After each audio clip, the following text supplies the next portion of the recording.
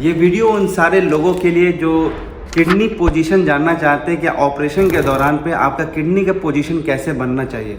इससे पहले ये वीडियो आज तक कहीं पे भी आप देख नहीं पाएंगे और इतना सिंपल लैंग्वेज में भी आपको कहीं कोई नहीं बताएगा कि एग्जैक्टली किडनी का पोजीशन कैसे करें, क्या क्या छोटी बातें ध्यान रखें, क्या क्या छोटी बातों को आप अपनी तरफ से लगाएं।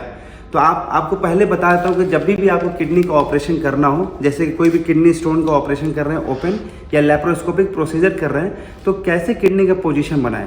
तो सबसे पहले आपको किडनी पोजीशन बनाने के लिए आगे आ जाओ, तो आपको ये पता होना चाहिए क्या क्या सामान की ज़रूरत पड़ेगा। तो पहले आप ध्यान रखें, ऑपरेशन से पहले किडनी पोजीशन बनाने से पहले पेशेंट का फोलीज डालना होता है, क्योंकि एक बार पेशेंट का पोजीशन चेंज हो जाएगा तो आप फोलीज नहीं डाल पाएंगे।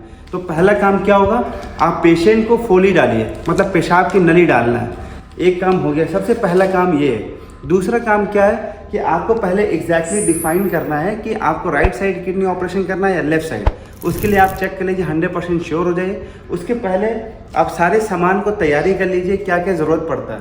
तो सबसे पहले 2 तकिया होना चाहिए, एक ये हो गया और एक ये हो गया। 2 तकिया होना चाहिए, और चाहे वो कैसे भी हो, 2 रोलर होना चाहिए आपके पास इस तरीके के, नहीं तो कैसे भी बन सकता है, आप अपने हिसाब से बना सकते हैं। ये आपके पास होना ही होना चाहिए। और दूसरा चीज़ क्या होता है कि उसको फिक्स करने के लिए हम लोग इसको ल्यूकोप्लास्ट या आप डायनाप्लास्ट का यूज़ कर सकते हैं। इवन कई लोगों के पास कुछ पट्टे होते हैं जिसके पास आप लगा के चिपका कर आप आराम से उसको टिका सकते हैं, तो ये भी होना चाहिए। तो ये 2 चीज़ हो गए, 2 तकिया हो गया, ये हो गया, पहले फोलीज डालनी है, फिर इसे चिपकाने के लिए हो गया। अब मैं बताता हूँ पेशेंट को आपको जो है अगर कैसे लेटाना है। मान लीजिए ये पेशेंट है, ये पेशेंट का हेड एंड है और ये लेग एंड है। पेशेंट जब भी आएगा सबसे पहले सीधा लेट गया, जब पेशेंट सीधा लेट जाएगा उसके बाद फोलीज डाल देंगे। पेशेंट अभी सीधा लेटा हुआ है, ये दोनों पैर है पेशेंट का, दोनों पैर है और ये सर है, पेशेंट ऐसे सीधा लेट गया। उसके बाद हमने फोलीज डाल दिया। फोलीज डालने के बाद जिस साइड का होगा उस साइड को अप कर देंगे। मान लीजिए कि राइट साइड का ऑपरेशन कर रहे हैं तो इसको आप सीधे यहीं से आप रोल कर दीजिए, पेशेंट को ऐसे रोल कर दीजिए। आपको इधर या उधर लेके जाने की ज़रूरत नहीं है। पेशेंट को आप जिस साइड का है, मान लीजिए राइट साइड का है, तो इस पेशेंट को मैंने ऐसे रोल कर दीजिए। रोल करने के बाद जो नीचे वाला पैर है उसको फ्लेक्स करना है, ऐसे मोड़ना है, मतलब आप नी जॉइंट पे ऐसे मोड़ दीजिए। और ये ऊपर वाला जो पैर होगा, मतलब ये डिपेंडेंट पैर होगा, उसको मोड़ के रखना है और ये सीधे वाला पैर को स्ट्रेट रखना है, ऐसे सीधे। इसके नीचे आप तकिया रखेंगे स्ट्रेट। ये मान लीजिए तकिया है जिसको हमने ऐसे सीधे रख दिया, उसके बाद ऐसे रख दिया हमने। पेशेंट को टर्न कर देंगे। तो जब ये एक और बात को बहुत अच्छे से ध्यान रखेंगे, आप सामने आ जाइए। ये जो होता है हैंड रेस्ट रखना जरूरी है। ऑपरेशन से पहले ही आप इसको लगा कर रख लीजिए, क्योंकि एक बार जब हैंड रेस्ट आप पहले से नहीं लगाएंगे तो बाद में आपको डिफिकल्टी होगी। तो सबसे पहले आप फोलीज डाल दिया, फोलीज के बाद आपने सामान देख लिया, सामान देखने के बाद पेशेंट को सुपाइन लेटा दिया, फोलीज डाल के फिर उसके बाद टर्न कर दिया। उससे पहले आपको ये लगाना जरूरी है। यहाँ पे पेशेंट का हाथ होता है, यहाँ पे हमने सीधा जो है एक हैंड को जो नीचे वाला हैंड होगा वो स्ट्रेट ऐसे जाएगा, ऊपर वाला हैंड इसके ऊपर आ जाएगा, जैसे ऐसे लेट जाएगा पेशेंट। तो आपको ये हैंड रेस्ट होना जरूरी है, पहले ही लगाना पड़ेगा। जिस साइड का आपको ऑपरेशन करना है उस साइड को आप अप कर दीजिए। और आप देखेंगे ये इंश्योर कर लीजिए कि जो इसका एब्डोमेन है, ये मान लीजिए एब्डोमेन है, तो ये बिल्कुल एज पे होना चाहिए, ये यहाँ पे होना चाहिए और ये झुलता होना चाहिए। जिसका जो पेट है, एब्डोमेन है, ये बिल्कुल नीचे झुलता हुआ रहे। ऐसे पीछे रहेगा तो आपका पोजीशन खराब हो जाएगा। आप यहाँ पे कर लीजिए। इन सब को करने से पहले एक बात जो मैंने इंपॉर्टेंट थी, जो मैंने मिस कर दिया, वो ये इंपॉर्टेंट बात थी कि यहाँ पे आप देखेंगे कि ये ब्रेक है, ये ब्रेक है। पेशेंट अगर इधर उधर कहीं पे अगर सुपाइन पोजीशन में लेटा हो तो पहले ब्रेक के पास लेके जाइए पेशेंट को, उसके बाद ही आप टर्न करिए, ठीक है। पेशेंट को टर्न करने के बाद ये ध्यान रखिए कि आप नीचे वाले पैर को फ्लेक्स करके मोड़ दीजिए और ऊपर वाले पैर को ऐसे सीधे स्ट्रेट रख दीजिए। उन दोनों के बीच में जो तकिया हमने रखवाया था पिलो, उसको यहाँ रख के उसके बाद ऐसे कर दीजिए, ठीक है।